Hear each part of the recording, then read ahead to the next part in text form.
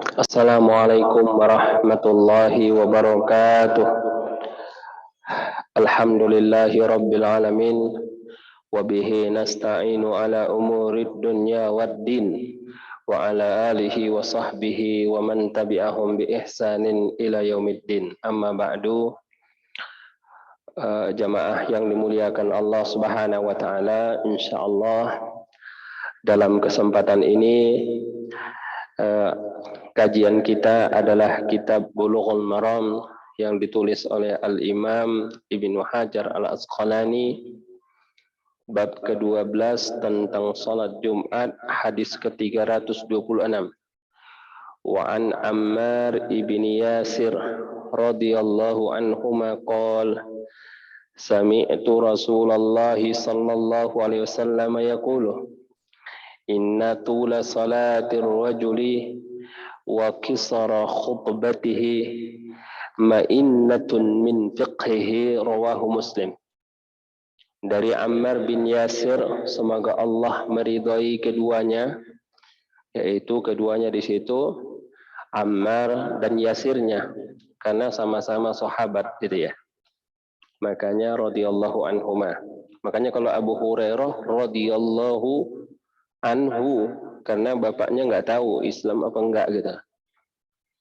Qala sami'tu Rasulullah SAW yaqul, dia berkata, aku mendengar Rasulullah SAW bersabda, inna tula salatir rajuli, sesungguhnya panjangnya salat seseorang, wa kisara khutbatihi, dan pendek khutbahnya, ma'innatun min fiqhihi, pertanda dari pemahamannya terhadap agama yang mendalam. Hadis riwayat Muslim. Jadi idealnya Pak, dalam sholat Jumat itu sholatnya panjang, khutbahnya pendek. Kebalikan dengan yang ada sekarang, khutbahnya setengah jam, sholatnya 5 menit, ya kan? Nah, tapi coba kita renungkan. Misal di dalam hadis dikatakan bahwa Nabi kalau khutbah itu baca surah Qaf. Surah Qaf itu 2 halaman, Pak ya. 2 halaman. Belum lagi ditambah muqaddimah. Belum lagi ditambah doanya. Sedangkan kalau Nabi sholat Jumat, setelah Fatihah beliau baca hal ataka sabbihis pada rakaat yang pertama, pada rakaat yang kedua setelah Fatihah beliau membaca hal ataka haditsul ghasyiyah. Saya mau tanya Bapak-bapak, kira-kira panjangan mana? Sholatnya atau khutbahnya? Hah? Panjangan khutbahnya, ya kan? Tapi di sini sesungguhnya panjangnya sholat seseorang itu dan pendek khutbahnya pertanda akan pemahamannya yang mendalam. Tentulah Nabi yang paling mendalam pemahamannya, ya kan? Nah, kira-kira ini hadis bagaimana ini? Ya, jadi dijawab oleh para ulama, memang betul Nabi itu setelah rakaat yang pertama, setelah Fatihah pada rakaat yang pertama baca sabbihis, kemudian setelah Fatihah pada rakaat yang kedua baca hal ataka haditsul ghasyiyah. Tapi jangan lupa bahwa Nabi rukuknya dan sujudnya ya sama, dan berdirinya sama lamanya. Nah, itu. Berdirinya Nabi dengan rukuknya, dengan sujudnya lamanya sama. Jadi kalau Nabi itu baca misalnya setelah Fatihah Sabbihis, kemudian dia ruku selama membaca Sabbihis itu.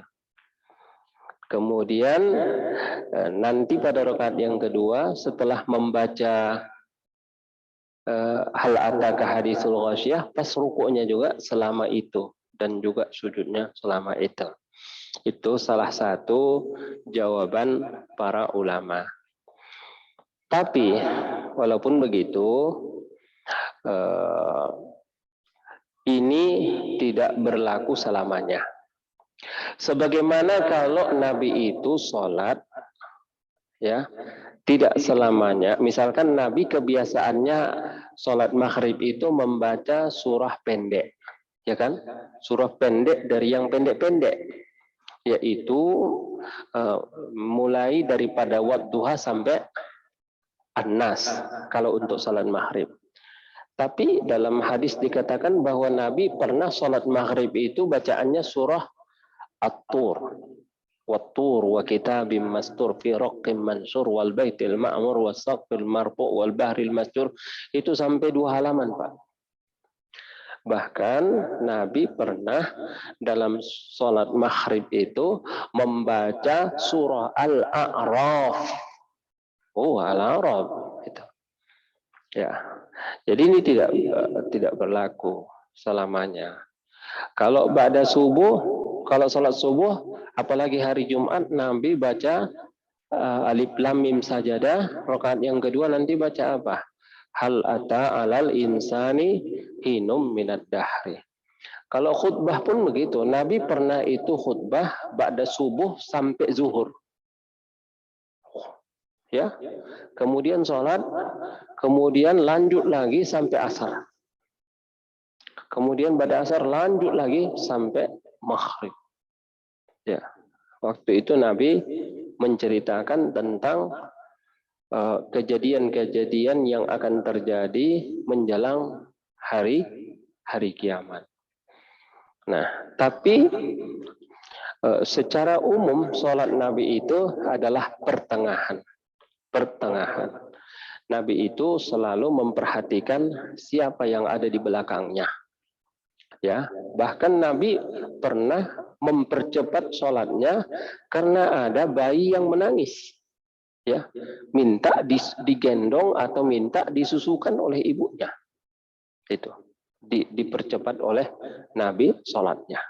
Bahkan Nabi pernah mengatakan, apabila kamu menjadi imam, maka ketahuilah di belakang kamu itu ada anak kecil, ada orang dal hajah yang punya kepentingan, ada juga orang-orang tua. Jangan kalau sholat itu enak di dia, di orang nggak enak, Pak. Ada orang pakai standar pribadi dia dipakainya. Ya, dia enak-enak aja tuh, tapi orang lain ya yang mau jualan, yang mau dagang, yang udah tua, ya, yang nggak tahan lah, ya lama-lama berdiri, itu harus disesuaikan. Jadi Bapak dan Ibu yang dirahmati Allah Subhanahu wa taala, dan panjang pendeknya khutbah itu berbeda-beda. Ya, apa ukuran panjang dan apa ukuran pendek? Kan nggak disebutkan di sini. Nah, boleh jadi panjang menurut kita, pendek menurut orang. Ya, makanya di sini yang penting itu adalah sesuai dengan situasi dan kondisi. Kemudian hadis yang berikutnya.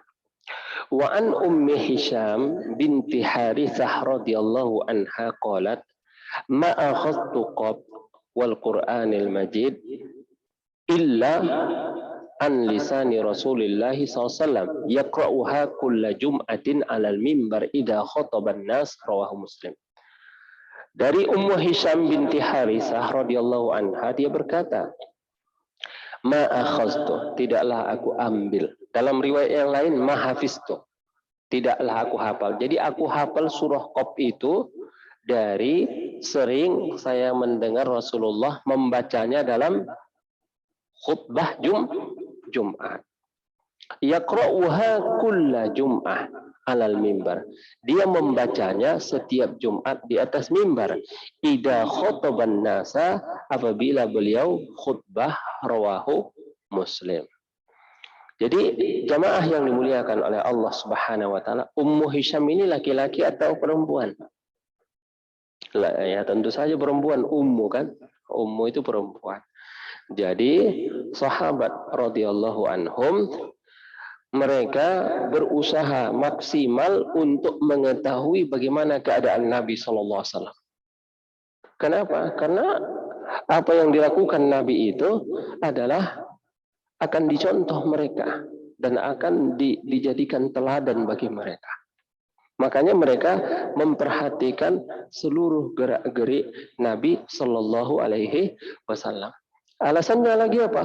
Wa li'anna khairal hadyi hadyu Rasulillah sallallahu alaihi wasallam. Sesungguhnya sebaik-baik petunjuk ya dalam hal apa saja, dalam ibadah, dalam muamalah, ya, dalam makan, minum, hubungan suami istri, itu yang terbaik adalah petunjuk Nabi Muhammad sallallahu alaihi wasallam. Makanya mereka berusaha terus untuk memantau, melihat dan memperhatikan apa yang dilakukan oleh Nabi SAW. Kalau sekarang orang ya perhatian terhadap apa kabar artis gitu ya, tentang perceraiannya, ya, tentang jalan-jalannya, tentang dia beli mobil baru, beli rumah baru, uangnya berapa, kekayaannya berapa. Ya, ada itu Pak, ya berita entertainment ya. Kalau Rasulullah, kalau para sahabat itu berusaha ingin mengetahui bagaimana keadaan Rasulullah sallallahu alaihi wasallam. Jadi dalam riwayat yang lain diceritakan bahwasanya Ummu Hisham ini rumahnya berdekatan dengan rumah Nabi sallallahu alaihi wasallam. Sampai-sampai tempat membakar rotinya itu sama. Ya, tempat untuk membakar roti, apa namanya itu? Tanur, bahasa Arabnya tanur. Tanur itu Pak, sampai sekarang di negara Arab masih ada. Jadi tempatnya tertutup, ya kan? Seperti bulat begini. Nanti di tengah-tengah ada semacam lantai satu lah gitu ya. Nah, di bawahnya ditaruh api, kemudian di sini nanti ditaruh rotinya itu, ditarik udah jadi roti gitu. Nah itu namanya tanur. Jadi itu untuk bakar rotinya itu sama dengan tempat Nabi membakar roti juga, gitu. Nah, di sebagian daerahnya itu untuk daun ubi tumbuk itu tempat numbuknya itu sama untuk satu lurah, satu tempat itu ada beberapa di situ. Nah seperti itu. Jadi kata dia seperti itu, kami satu tempat membakar roti sekitar 2 tahun ataupun 1,5 tahun. Ya, berarti ini menunjukkan betapa dia dekat dengan Rasulullah Sallallahu Alaihi Wasallam. Kemudian dia mengabarkan bahwasanya saya hafal surah Qaf wal Qur'anil Majid itu melalui samaan. Ya, saya sering dengar. Jadi dulu orang nggak punya mushaf, Pak. Nggak ada mushaf. Ya, mushaf nggak ada. Cuma karena dia sering mendengar Rasulullah waktu khutbah, maka akhirnya dia hafal. Berarti di sini nanti ada beberapa pelajaran. Disunnahkan membaca surah Qaf pada saat khutbah. Itu. Bagaimana caranya? Caranya ya dibacakan nanti misalkan alhamdulillah wassalatu wassalamu ala rasulillah, kemudian usikum bitaqwallah wa ta'atihi, baru bismillahirrahmanirrahim qaf wal qur'anil majid bal ajibu an ja'ahum mundirum minhum faqala al kafiruna hadza syai'un ajib aidza mitna wa kunna turaba wa izaman. Itu terus dibaca sampai habis. Nah, baru nanti pada khutbah yang kedua katanya dia jelaskan apa isinya dan apa kandungannya. Jadi Nabi memilih surah Qaf itu karena di dalam surah Qaf itu banyak peringatan-peringatan. Banyak di dalamnya tentang huru-hara yang akan terjadi nanti pada hari kiamat. Dan di dalamnya juga berisi tentang manusia dibangkitkan dari kubur. Dan juga diceritakan di dalamnya tentang surga dan juga tentang neraka. Makanya Nabi ya dalam beberapa khutbah ya membacakan surah Qaf kepada para sahabat yang mendengarkan khutbahnya. Makanya kata para ulama, tidaklah khutbah ini, walaupun di sini dikatakan kulla Jum'ah, setiap Jumat, tapi mungkin setiap Jumat yang dia ketahui. Jadi tidaklah Nabi itu setiap Jumat baca surah Qaf terus. Sebab kalau itu nanti pasti banyak sahabat yang meriwayatkannya. Ini nggak banyak sahabat yang meriwayatkannya. Ya paling 2 atau 3 kali atau 4 kali dia baca. Tapi orang dulu kan memang ingatannya kuat. Bukan seperti orang sekarang. Jadi jemaah sekalian yang dimuliakan oleh Allah Subhanahu Wa Taala, kalau kita khutbah maka disunnahkan membaca surah Qaf ini. Alasannya adalah iktidaan bin Nabi Sallallahu Alaihi Wasallam, karena mencontoh dan meneladani Rasulullah Sallallahu Alaihi Wasallam. Hadis ini diriwayatkan oleh Imam Muslim. Nah, itu hadis yang kedua. Kemudian hadis yang ketiga, man takallama yaumal jumu'ah wal imamu yakhutub fahuwa kamathalil himari yahmilu asfara. Barang siapa yang berkata-kata pada hari Jumat sedangkan imam sedang menyampaikan khutbah, maka dia seperti keledai. Bukan kedelai, Pak ya, maka beda itu. Keledai itu binatang, kalau susu kedelai, bukan susu keledai. Itu. Susu keledai halal nggak? Himarul ahliyah itu haram, Pak. Haram dimakan. Ya. Al-himarul ahliyah. Keledai itu nggak boleh dimakan. Nah, itu kecuali keledai liar. Keledai liar itu zebra. Kalau zebra itu boleh. Bahasa Arabnya al-himarul wahshi. Kalau ini al-himarul ahli. Al-himarul ahli itu adalah keledai jinak yang dijadikan sebagai tunggangan ataupun kendaraan. Kalau dulu istilahnya, kalau untuk jarak jauh ya antar lintas pulau itu pakai unta. Kalau yang ekspres pakai kuda. Kalau kendaraan dalam kota pakai keledai. Nah, itu dia. Jadi mungkin salah satu hikmahnya takut nanti habis. Tidak bisa lagi tidak ada lagi kendaraan kalau itu dimakan orang, ya. Dimakan. Nah, makanya nggak boleh. Tapi di sini dikatakan siapa yang berkata-kata pada hari Jumat dan imam sedang berkhutbah, maka dia seperti keledai. Yahmilu asfara, yang memikul buku-buku. Apa persamaannya, Pak? Kira-kira orang yang ngomong pas waktu khatib berceramah dengan keledai yang di punggungnya itu banyak kitab. Ada Sahih Bukhari, ada Sahih Muslim, ada pula Musnad Ahmad bin Hambal, ada lagi Sunan Abu Daud. Kira-kira persamaannya apa? Persamaannya adalah adamul intifa, sama-sama nggak bisa mengambil manfaat.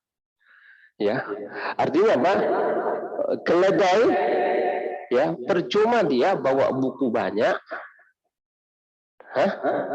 dia nggak akan paham isi buku itu. Sama dengan orang yang berbicara padahal khatib sedang menyampaikan khutbahnya, maka dia pun nanti tidak akan paham isinya. Nah, itu Pak ya. Walladhi yaqulu lahu ansit laisa lahu jum'ah. Orang yang mengatakan kepada saudaranya, diam. Laisa lahu jum'ah, tidak ada Jumat baginya.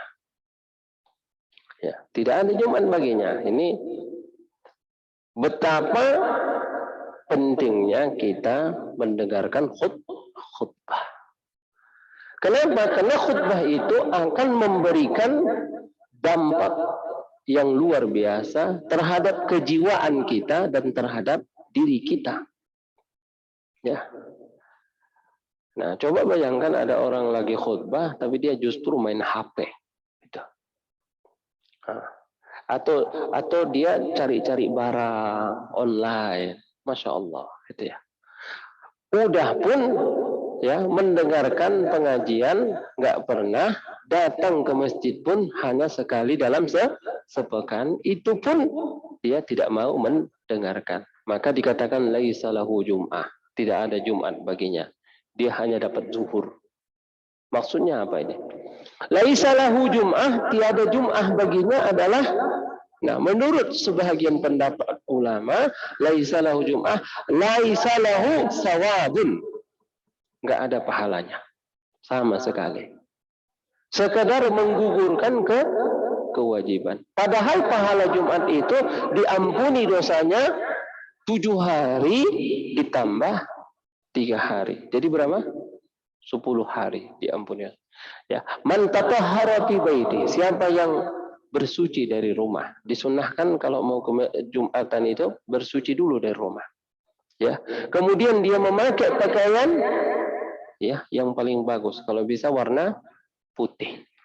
Kemudian dia memakai wangian. Kemudian dia datang mubakkiran, bersegera ke masjid. Kemudian sampai di masjid dia sholat. Berapa rakaat? Berapa rakaat yang dimudahkan Allah kepadanya? Maka katanya dalam riwayat itu diampunkan dosanya selama 1 pekan, ya, ditambah 3 hari menjadi dosa 10 hari telah diampunkan Allah kepadanya. Tapi orang yang berbicara pada saat khatib sedang menyampaikan khutbahnya, laisa lahu jum'ah, tiada Jumat baginya. Ya, luar biasa. Tiada Jumat baginya artinya dia tidak dapat pahala dari sholat Jumat yang telah dilakukannya.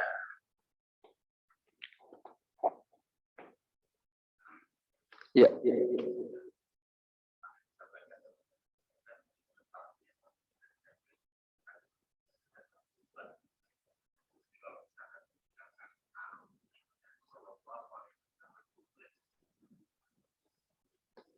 Oh ya, nanti ada hadisnya. Ada. Di sini ada hadisnya itu. Ini Pak. Yahdurul Jum'ah salasah. Ada 3 golongan manusia yang hadir pada salat Jumat. Rajulun hadaraha yalghu fahuwa hazzuhu minha. Seorang yang menghadiri salat Jumat tapi dia laghun. Laghun itu melakukan perbuatan yang sia-sia. Main-mainin batu, ya. Main-mainin HP atau apalah iseng-isengan gitu ya, itu. Main-mainin tangan gini-gini gitu ya, itu. Ya loh. Yang kedua katanya warajulun hadaraha yad'u fahuwa rajulun da'allaha insa'ata wa insa'amana. Yang kedua adalah seorang laki-laki yang berdoa. Maka terserah Allah lah mau dikasih doanya ataupun mau tidak. Ya, kalau dikasih ya syukur, kalau tidak ya tidak. Kemudian rajulun hadaraha bi insatin fahuwa lahu jum'ah tahiyya lahu kaffaratun il jum'atul lati taliha wa ziyadatu salasatu ayyam wa dzalikal annal hasana bi asyam salihah. Yang golongan yang ketiga yaitu seorang laki-laki yang menghadiri Jumat dan dia diam. Untuk dia Jumat, maka menghapuskan dosanya sampai Jumat berikutnya ditambah 3 hari. Dan alasannya adalah karena 1 hasanah dibalas dengan 10 kebajikan. Berarti tadi yang pertama laghun, nggak dapat pahala.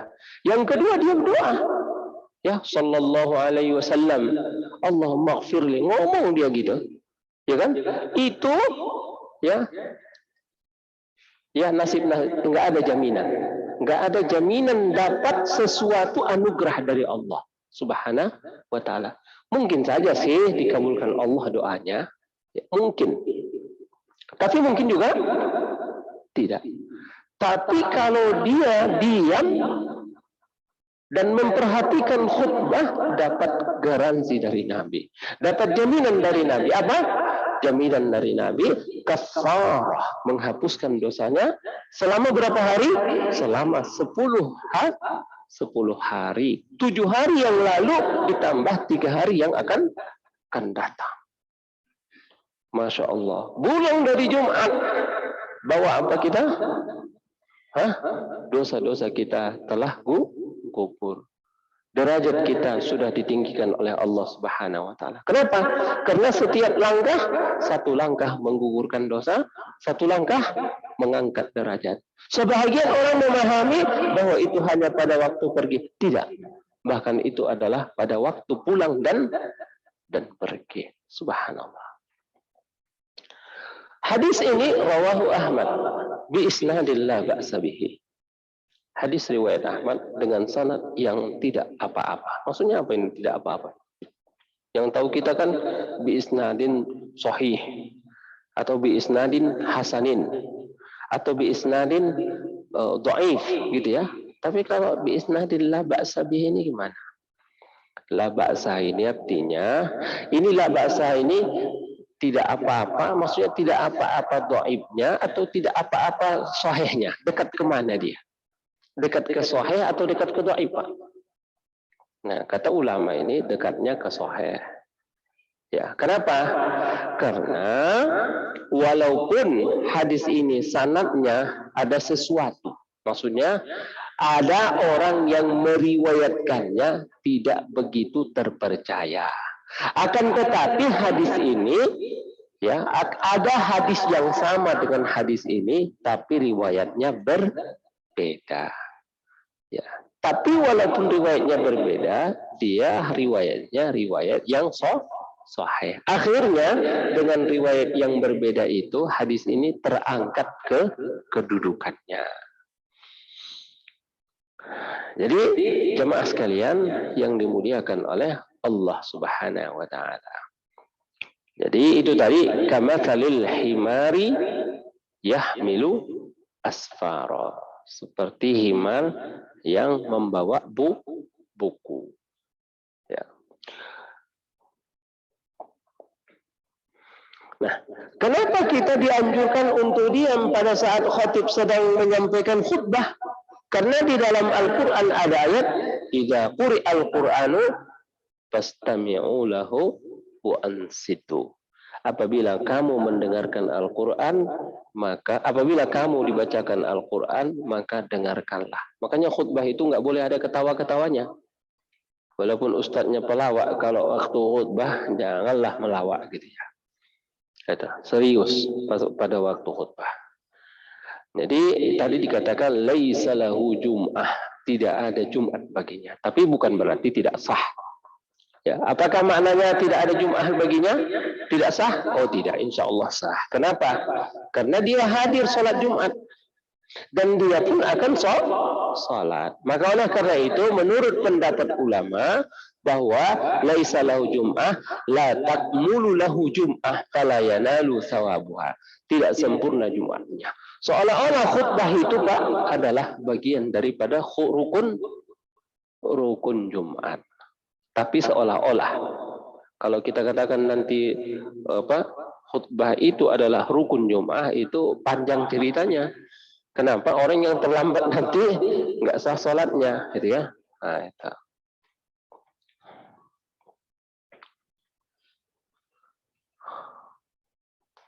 Nah, kemudian dikatakan.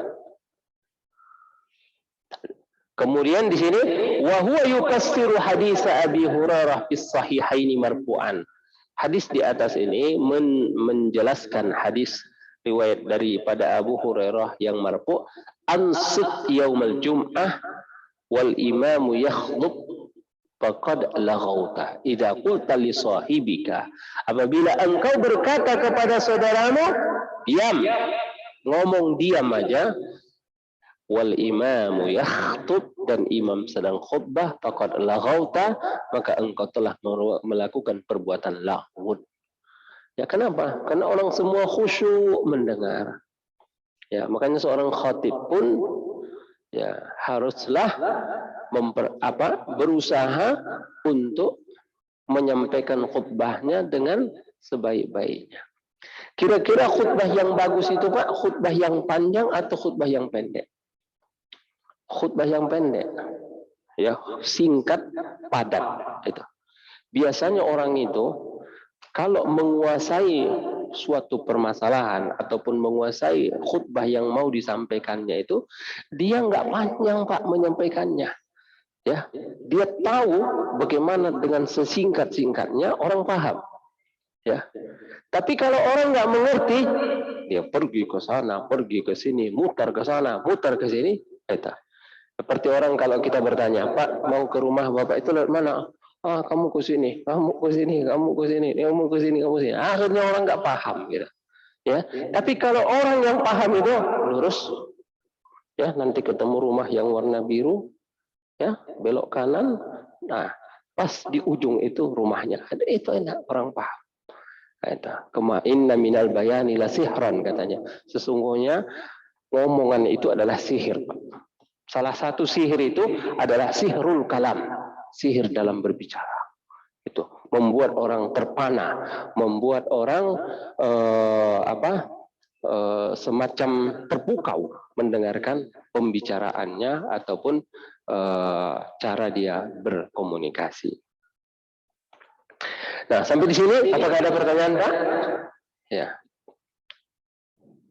Ada tentang khutbah Jumat ataupun tentang berbicara pada hari Jumat?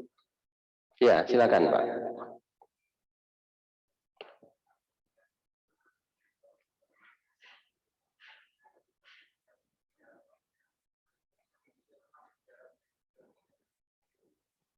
Doa.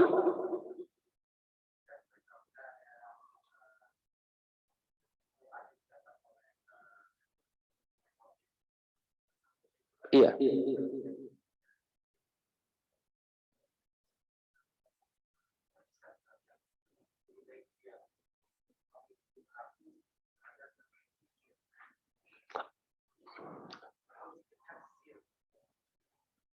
Tidak. Makomnya pada saat itu, makomnya adalah makom mendengarkan. Makom mendengarkan. Jadi beragama ini bukan enaknya kita gitu. Beragama ini adalah bagaimana sunnahnya dan bagaimana petunjuk Nabi dalam hal itu. Masya Allah, itu adalah bentuk ketaatan yang luar biasa. Walaupun nggak enak menurut kita, nggak cocok menurut kita, tapi kita tunduk kepada petunjuk yang telah disampaikan Nabi. Tadi kan nanti orang ngomong, apa sih salahnya doa gitu? Ya, apa sih salahnya zikir? Ya, lagi khutbah. Gitu. Saya pernah lagi ceramah Ramadan, lihat orang baca Quran. Kamu ini ngapain baca Quran? Orang lagi ceramah gitu ya. Kira-kira lebih utama mana, baca Quran atau dengar ceramah? Hah? Lebih utama dengar ceramah daripada baca Quran. Alasannya apa? Dengar ceramah itu kan dengar ilmu. Ya, thalabul ilmi fardhatun ala kulli muslimin wa muslimah. Ya. Karena mungkin dia mau cari enaknya, dia mau sampai targetnya. Ya kan? Dalam beribadah itu kita nggak boleh ada tujuan, nggak boleh ada tujuan untuk diri kita. Semua ibadah kita itu lillah, ya. Makanya tawajjah haitsu yatawajjahu sunnah. Dia akan pergi kemana sunnah itu berada, dia ke situ aja. Ya. Bukan karena enak, bukan karena oh ini yang enak, oh ini yang cocok, oh ini yang bagus. Nggak boleh begitu. Ya. Sebaik-baik ibadah itu adalah menghilangkan keinginan-keinginan yang ada di dalam pribadi kita. Misal begini Pak, kita punya wirid pada asar. Wiridnya apa? Wirid zikir petang. Yang sudah biasa kita lakukan. Tapi kita datang tamu ke rumah kita. Dalam hadis, man kana yu'minu billahi wal yawmil akhir falyukrim dhaifah. Kalau kamu beriman kepada Allah dan hari akhir, hendaklah dia memuliakan tamunya. Ini tamu bukan tamu sembarangan. Ini tamu datang dari Semarang, Pak. Jauh-jauh dia datang ke rumah kita. Datang, kamu situ dulu ya. Saya mau selesaikan zikir saya dulu, katanya.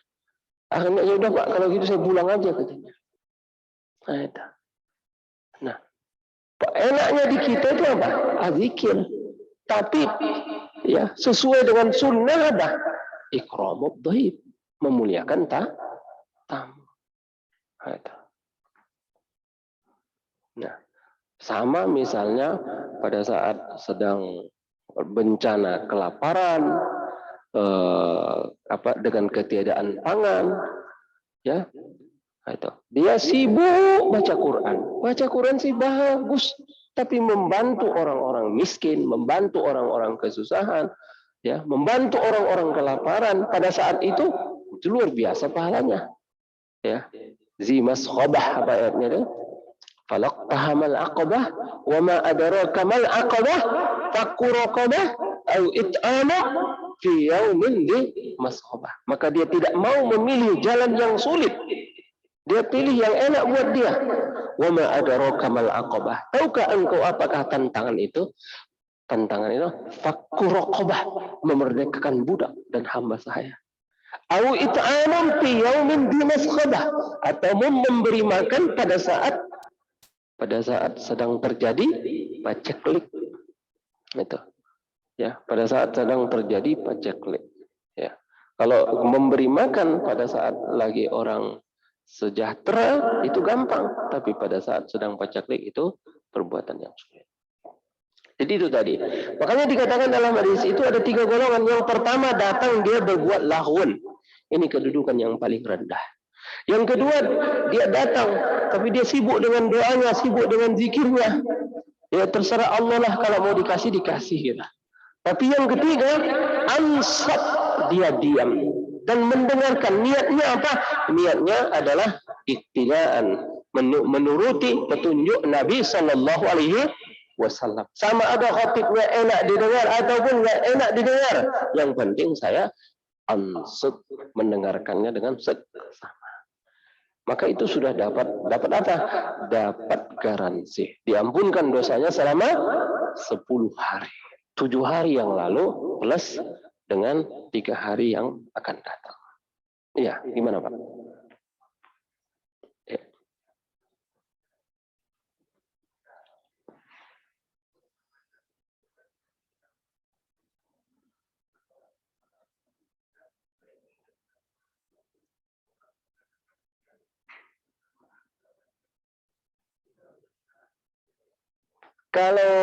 Kalau berdasarkan zahir daripada hadis ini, bilang ansit aja nggak boleh. Ansit, diam. Orang lagi bicara kan, itu kan amar ma'ruf nahi mungkar, Pak. Ada dia melakukan sesuatu yang mungkar, lalu kita bilang diam. Kepada kita kan ngomong itu mendiamkan dia, kita sudah dianggap ngomong. Ya. Karena dikhawatirkan orang-orang yang di samping kita merasa tidak nyaman dan merasa terganggu.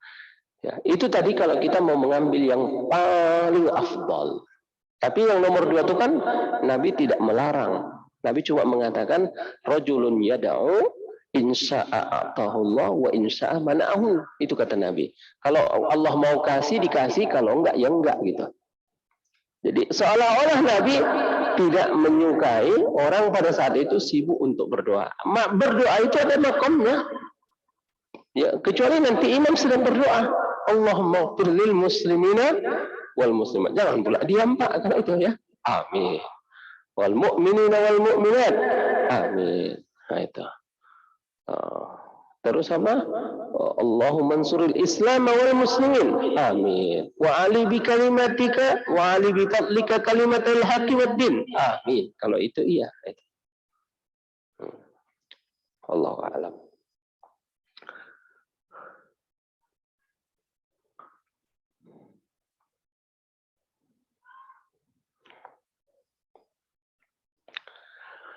Kemudian hadis ke-365, wa an Jabir qala dakhala rajulun yaumal jum'ah wan nabiyyu sallallahu alaihi wasallam yakhthub faqala sallaita qala la qala qum fasalli rak'ataini muttafaqun alaih. Dari Jabir, dia berkata, masuk seorang laki-laki ke dalam masjid. Nabi sedang mengkhutbah. Lalu Nabi mengatakan, Nabi di atas mimbar ini, Pak. Salat, engkau sudah salat? Qala la. Dia katakan belum. Qala faqum fasalli rak'atain.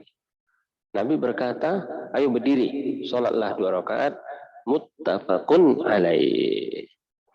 Ini laki-laki yang masuk ke masjid ini dalam riwayat dikatakan namanya Sulaik al-Ghatfani. Masuk ke masjid, Nabi sedang khutbah, lalu dia duduk untuk mendengarkan khutbah dan dia tidak salat tahiyatul masjid. Kenapa dia tidak salat tahiyatul masjid? Ada 2 kemungkinan. Kemungkinan yang pertama dia nggak paham. Atau kemungkinan yang kedua, menurut sangkaan dia, mendengarkan khutbah lebih utama daripada salat tahiyatul masjid. Ya.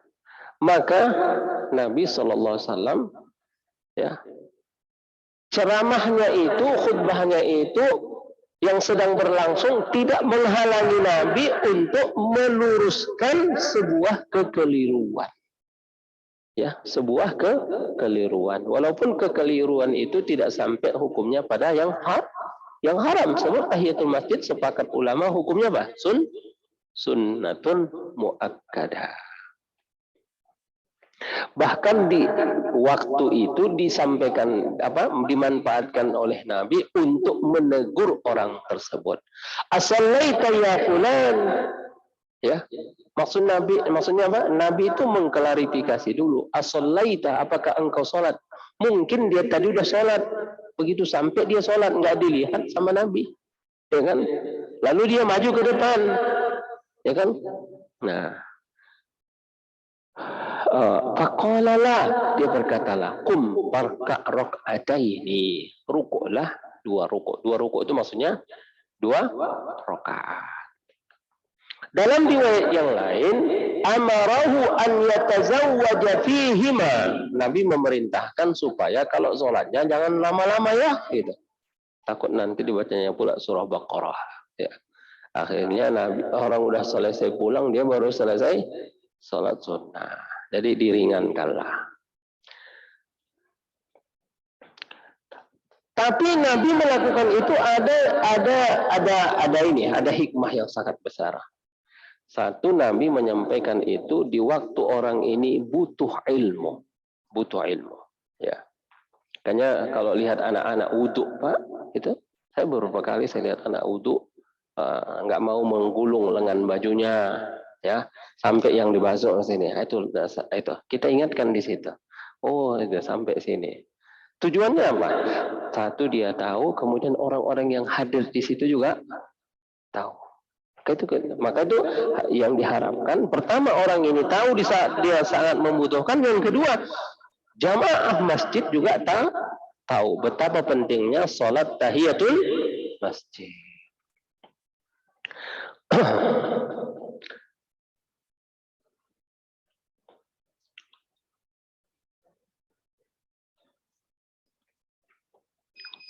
Jadi itu tadi ya Pak ya, menunjukkan betapa pentingnya sholat tahiyatul masjid. Dari hadis ini juga seorang imam ataupun seorang khatib boleh berbicara. Ya, boleh berbicara kalau memang diperlukan. Ya, bukan berarti khutbahnya batal. Tidak batal. Ya.